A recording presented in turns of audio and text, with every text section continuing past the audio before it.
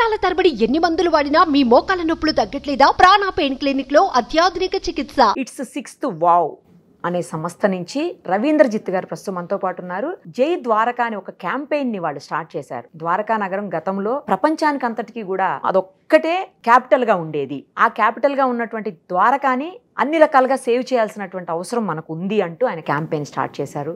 ప్రస్తుతం ఆయన మన ఎదురుగుండా ఉన్నారు స్టూడియోలో. ఒక్కసారి ఆయనతో మాట్లాడదాం. ఎందుకు ఈ క్యాంపెయిన్ తీసుకున్నారో ఆయన్ని అడిగి తెలుసుకుందాం. నమస్తే అండి రవీంద్రజిత్ గారు. నమస్తే అండి. ఎందుకు జై ద్వారకా క్యాంపెయిన్ స్టార్ట్ చేశారు? అసలు అవన్నీ కూడా మన హిస్టరీ, నిజం చెప్పాలంటే ఆ హిస్టరీకి మనకి ప్రతి మనిషికి కూడా ఎప్పుడు అవినాభావ సంబంధం ఉంటుంది. ఎస్పెషల్లీ ఇండియాలో అయితే మరీను.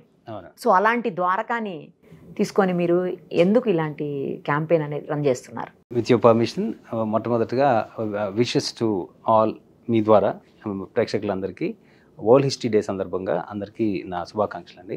ఇవాళ వరల్డ్ హిస్టరీ డే కూడా కదా.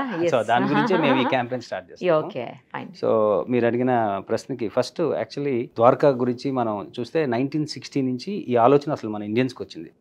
ఎక్స్కవేషన్ అవి చేయాలని దాని తవ్వకాల గురించి వచ్చినాయి అన్నమాట. సో దాని తర్వాత వాళ్ళు కొంచెం 79 నుంచి స్టార్ట్ చేశారు. అంటే 80 అనుకోండి, 80 నుంచి స్టార్ట్ చేసి ఇప్పుడు ఆల్మోస్ట్ 45 years. బట్ అంత సాలిడ్ రాలేదు. సాలిడ్ యూనో డిస్కవరీ అంటే డిక్లరేషన్ చేసే అంత రేంజ్లోకి ఎందుకనో మరి ఇండియా అయితే ఫెయిల్ అయిందని చెప్పొచ్చు ఆ విషయంలో. అంటే when compared with other countries. So ఆ స్టడీ కూడా చెప్తా మీకు. సో అలాంటప్పుడు నేను అసలు ఆర్కియాలజీ లిస్ట్లో ఉండాలి కదా.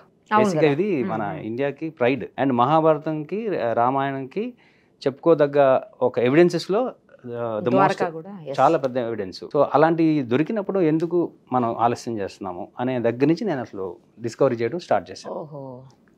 అదొకటి. రెండు, ఇప్పుడు ఏదైతే ద్వారకా ఎక్స్కవేషన్ ఉందో సో అది ఎందుకు ఇలా అయిందనే క్రమంగా చూస్తే మనం దాంట్లో ఈ ఫారెన్ బాడీస్ ఎక్కువ ఉన్నాయి, ఫారెన్ స్ట్రక్చర్స్ ఎక్కువ ఉన్నాయి. మొత్తం చూస్తే కూడా ఏదైతే ప్రజెంటేషన్ చేశారో దాంట్లో ఉందన్నమాట. సో ఇట్లా అన్ని నేను ఎందుకు కన్ఫ్యూజన్ ఉంది అంటే మనది కాదా, అది వేరే వాళ్ళదా ఏంటి అసలు అనే దాంట్లో వెళ్తూ అసలు ఇది పేరు గవర్నమెంట్ సైట్స్లో, గవర్నమెంట్ లిస్ట్లో ఎక్కడ ఉంది అని నేను చెక్ చేశాను. చెక్ చేస్తే నేషనల్ హెరిటేజ్ సైట్స్ అని ఒకటి ఉంటుంది లిస్ట్, దాంట్లో లేదు. అదేంటి? అదే మరి ఇప్పుడు మీరు అది ఎవరైనా ఆశ్చర్యపోతారు. నేషనల్ హెరిటేజ్ సైట్ అనేది లిస్ట్ అనేది ఒకటి ఉంటుంది అనమాట.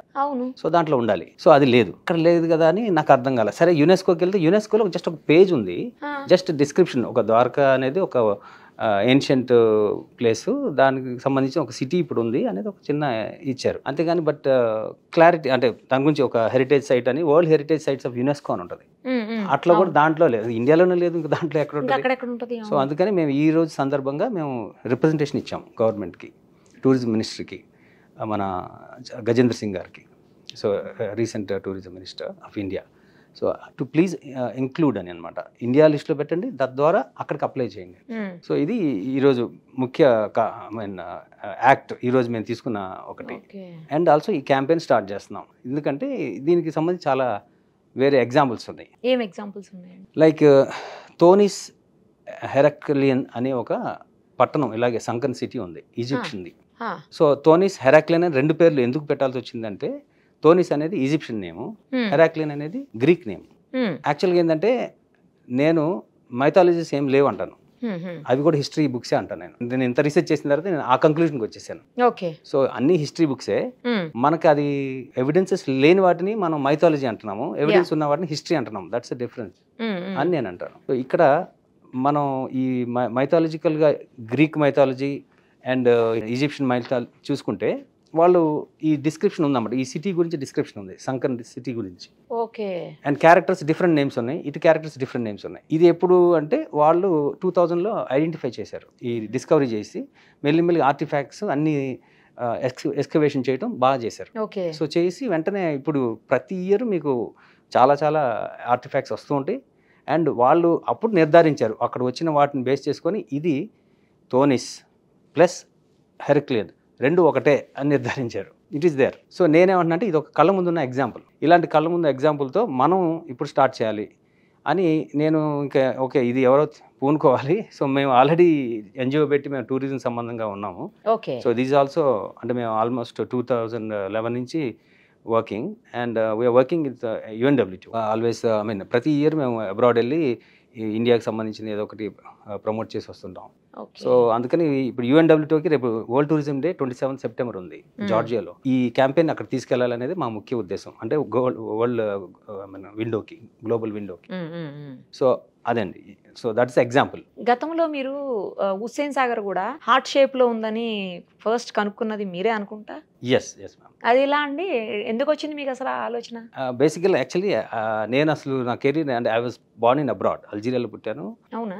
తర్వాత అక్కడ ఎడ్యుకేషన్, తర్వాత మళ్ళీ ఇండియాకి రావడం, ఇట్లా వచ్చే క్రమంలో నేను Hollywood native of India. Okay. అందుకే తెలుగు, ఇంగ్లీష్ పదాలు కొంచెం ఎక్కువ వస్తుంటాయి అంతే వొకాబులరీ పరంగా. నేను ఇండియాకి వచ్చి తర్వాత ఈ మధ్యలో హాలీవుడ్ వర్క్షాప్ చేశాను. Got train in film also, script writing and all. So ఈ క్రమంగా ఒక మూవీ చేద్దామని మేము అనుకున్నాం అసలు first. But I'm not very much passionated. I'm passionated for environment protection basically. So అప్పుడు ఈ పైనుంచి ఒక షాట్ ఉందన్నమాట. ఆ షాట్లో పైనుంచి చూడాలి. చూస్తే అదే పైనుంచి వచ్చి హుస్సేన్ సాగర్ దగ్గర ఇట్లా ల్యాండ్ అవుతుంది అన్నమాట. That's drone shot kind. అక్కడి నుంచి చూసినప్పుడు మేము గూగుల్ ఎర్త్ లో చూస్తున్నాం, మ్యాప్ లో చూస్తుంటే ఈ హార్ట్ షేప్ కనిపించింది. ఇదేంటబ్బా హార్ట్ షేప్ ఇలా ఉంది అని చెప్పి సరే అసలు మూవీ పక్కకు పెట్టి దీని గురించి స్టార్ట్ చేసాం రీసెర్చ్. బేసిక్గా ఆమె వాస్తు కన్సల్టెంట్. సో సో అందువల్ల నాకు ఈ టోపోలాజికల్ ఇవన్నీ కూడా వ్యూ ఉందన్నమాట. So eagles eye view I have. So అలా నేను చూసి దాని నుంచి రీసెర్చ్ చేసి దాన్ని న్యూస్లోకి తీసుకొచ్చాను 2010లో. అక్కడి నుంచి దాన్ని హార్ట్ ఆఫ్ ద వరల్డ్ కూడా తీసుకెళ్ళడం జరిగింది. ఓకే. అలా హార్ట్ షేప్ లో ఉన్న లేక్స్ ఇంకేమైనా ఉన్నాయా మన దగ్గర? హైదరాబాద్ లో ఎస్పెషల్ హైదరాబాద్ అంటే ఇది చాలా రోజుల క్రితం అడుగుతున్నారు, అందుకే నేను వెంటనే చెప్పలేకపోతున్నా. పర్వాలేదు. సో అది ఉన్నాయి, కానీ ఇంకా కొన్ని అయితే ఉన్నాయి, ఐడెంటిఫై చేశారు. కాదు, ప్రపంచంలో అతి పెద్ద lake Hussain Sagar heart shape లో, అండ్ అతి పురాతనమైంది హుస్సేన్ సాగర్. అండ్ అతి పెద్ద అయిన మార్క్ హార్ట్ షేప్లు ఐలాండ్స్ అయినా, హార్ట్ షేప్డ్ లేక్స్ అయినా, వాటన్నిటిలో కూడా అంటే హార్ట్ షేప్ గుర్తు భూమి మీద ఏదైతే పెద్దది ఉందంటే అది హుస్సేన్ సాగర్. అబ్బా, మీరు మాది heartoftheworld.in అని ఉంటుంది website, you can have a look. మొత్తం డీటెయిల్స్ అన్ని దాంట్లో ఉంటాయి. సో మీరు వాస్తు కూడా అంటున్నారు కదా, ప్రొఫెషనల్ వాస్తు చెప్తారా లేకపోతే ఊరికే క్యాజువల్ గా చెప్తారా? క్యాజువల్ గా, అందుకే ప్రొఫెషనల్ గా వెళ్ళలేదు. అంటే మా మదర్ యాక్చువల్గా బెడ్ రిడన్ అయ్యారు. సో తన గురించి నేర్చుకొని చేస్తుంటే అలా మా మదర్ సెట్ అయ్యారు, బాగా ఉన్నారు, అంత అయిపోయింది. తర్వాత ఇంకా పాస్ అయ్యారు అనుకోండి, అది వేరే. బట్ ఆ టైంలో అందరికీ నేను పాపులర్గా తెలిసిందే, అంటే is not professional are money minded అనేది కాకుండా మదర్ కోసం చేశాను, జెన్యూనిటీ ఉందని చెప్పి అట్లా ఫ్రెండ్ సర్కిల్లోకి వెళ్ళి అలా పొలిటీషియన్స్ దాకా వెళ్ళాను నేను. అంటే పేర్లు చెప్పడం మంచిది, అదేలేండి, పర్వాలేదు. సో అంటే ఎట్లా ఒక బిల్డింగ్ చూస్తే చెప్పేస్తారా లేకపోతే వాళ్ళ ప్లాన్ అట్లా ఇస్తే చెప్తారా? ఎట్లా చెప్తారు? నాకు తెలిసి మీరు వినుండరు, గూగుల్ మ్యాప్ చూసి చెప్తాను. గూగుల్ మ్యాప్లో మీ ఇంటి లొకేషన్ అది నాకు చూపిస్తే ఆ లొకేషన్ నుంచి చూస్తాను బేసిక్గా. దాని నుంచి తర్వాత మీ అంటే ఇప్పుడు మనం ఏమంటారు, ముఖం చూస్తే మనం చెప్పొచ్చు అన్న టైప్లో. So face is the index of mind అన్నట్టు. అట్లాగే ఈ వాస్తులో కూడా ఈ మన మ్యాప్ ఏదైతే పైనుంచి చూస్తామో అది ఫస్ట్. అందరూ లోపలికి వెళ్ళి అక్కడికి వెళ్ళి దిక్సూచి పెడతారు కదా, దిక్సూచి పెడతారు కదా, ఆ దిక్సూచి నేను అక్కడి నుంచే చూస్తాను అనమాట. అక్కడనే చూసి I can say about the facing, me facing ఎలా ఉంది, అక్కడి నుంచి చేయొచ్చు. సూపర్ అసలు. కానీ మంచి క్యాంపెయిన్ తీసుకున్నారండి, జై ద్వారకా క్యాంపెయిన్ అనేది. మీరు అన్నట్లు 100% మనది ఇది హెరిటేజ్ సైటు, దీన్ని ఖచ్చితంగా ప్రియారిటీ ఇవ్వాల్సిందే, దానికోసం పోరాడాలి. తప్పకుండా. యాక్చువల్గా ఇప్పుడు మనం ఇంతకు మాట్లాడుకున్నట్టు టోనిస్ హెరాక్లియన్ అనే 2 వేరు మైథాలజీస్ కలిపితే ఒక ప్రదేశం ఎలా గుర్తించారో అలా మనకు కూడా సేమ్ ఎగ్జాంపుల్ వచ్చింది. అది ఇప్పుడు చెప్పబోతున్నాను నేను. ఓకే. సో మనకి Dwarka and Babel and Atlantis ఈ 3 కలిపితే మనది. ఇది పెద్ద స్టేట్మెంట్. సో బట్ వీటన్నిటికీ నా దగ్గర ప్రెజెంటేషన్ ఉంది. ప్రూఫ్లు ఉన్నాయా? మైథలాజికల్ గా ఉన్న స్క్రిప్చర్ అండ్ హిస్టారికల్ గా ఇప్పుడు ఎవిడెన్సెస్ ఏవైతే దొరికినాయో నేను ఛాలెంజ్ చెప్తున్నాను మీకు. అక్కడికి వెళ్తే మీకు దొరికే వాటిని బట్టి కూడా మీరు దీనికే మనం సంశయిస్తుంది, ఈ సంశయం అంటారు దాన్ని, ఏమంటారు, డౌట్ఫుల్గా మనం ఎక్స్కవేషన్ చేయలేకపోతున్నాం. ఎందుకంటే అక్కడంతా కూడా మీకు ఇప్పుడు Greek and Babylonian and Indian ఇవన్నీ కలిసి ఉన్నాయి. అందుకే ప్రపంచం మొత్తానికి క్యాపిటల్ అని అంటున్నారు మీరు. అంటే అప్పుడు నేను చరిత్ర చెప్పాలి, దాని చరిత్ర ఎలా క్యాపిటల్ ఉన్నాయంటే చెప్పాలంటే 7 సివిలైజేషన్స్ అక్కడ ఉన్నాయి. 1 కాదు 3 కాదు, ఇప్పుడు నేను చెప్పింది 3 చెప్పారు. 3 కానీ ఆ 3 మెన్షన్ చేసినాయి, మిగతా 4 మెన్షన్ చేసినవి ఇంకా నేను నా రీసెర్చ్లో ఇంకా రాలేదు.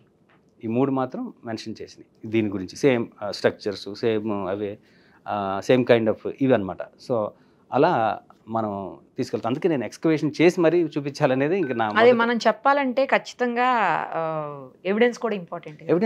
ఎవిడెన్స్ అంటే ఇప్పుడు ఒకటండి, థోనిస్ అనేది ఎలా స్టార్ట్ అయిందంటే ఫస్ట్ థిరిటికల్ ఎవిడెన్స్, ముందు థిరిటికల్ ఎవిడెన్స్తోనే స్టార్ట్ చేశారు.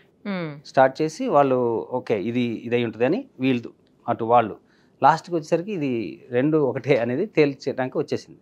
అంతకంటే ఎక్కువ ఎవిడెన్స్ మనకున్నాయి పేరులో కానివ్వండి. ఇప్పుడు చిన్న ఎగ్జాంపుల్, ద్వారకా అంటే ఏంటి? గేట్. మనం యాక్చువల్గా ఏంటంటే గేట్ వే ఆఫ్ హెవెన్స్ అంటాం మన భాషలో.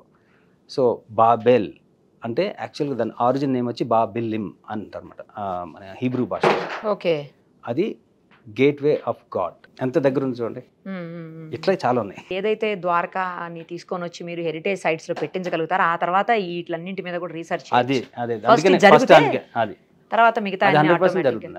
అది ఎందుకంటే నేను చూసారు కదా హుసేన్ సాగర్ లేక్, అది ద్వారకా ఎక్కడ, హుసేన్ సాగర్ లేక్ ఎక్కడ, దాన్నే నేను హార్ట్ ఆఫ్ ది వరల్డ్గా మేము మా ఎన్జిఓ తరపున ఫైట్ చేసి అక్కడ తీసుకెళ్ళి UNWTO తీసుకెళ్ళి అక్కడి నుంచి మనం చేయటం జరిగింది. సో ఇంత ద్వారకా అంటే పెద్ద ప్రైడ్ మన ఇండియాకి. సో ఇది తీసుకొని మనం ఇండియా లిస్ట్లో పెట్టడం అనేది చాలా అంటే 100% అయ్యే పని అని జరగాలి, జరుగుతుంది, 100% జరుగుతుంది. మీరందరూ కూడా వాయిస్ పెంచాలి డెఫినెట్గా. అంతే. మీకు హిస్టరీ అనుకుంటే బాగా ఇష్టం అనుకుంటా.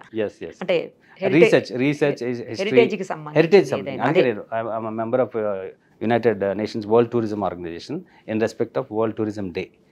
సో అట్లా అన్నమాట. రైట్ అండి, all the very best. Thank you so much. Thank you. Suman టీవీలో మీ పర్సనల్ అండ్ బిజినెస్ ప్రమోషన్స్ కోసం కింది నెంబర్కి కాంటాక్ట్ చేయండి.